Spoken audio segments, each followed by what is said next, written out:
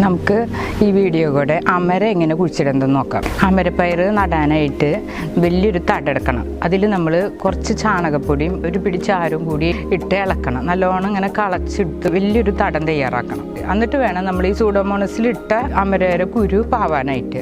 ഇപ്പം ഞാൻ ചെയ്തുള്ളത് grow ബാഗിലാണ്. Grow ബാഗിൽ നട്ടിട്ടാണ് പന്തലുമ്മയ്ക്ക് കയറ്റിയുള്ളത്. അങ്ങനെ നമുക്ക് ചെയ്യാം. അതും നല്ലോണം ഉണ്ടായിട്ടുണ്ട്. സാധാരണ ചാണപ്പൊടി അതുപോലെ എല്ലുപൊടി വേപ്പിൻ പിണ്ണാക്കും ഒക്കെ ചേർത്തിട്ടാണ് ഗ്രോ ബാഗ് നമ്മൾ തയ്യാറാക്കുന്നത്.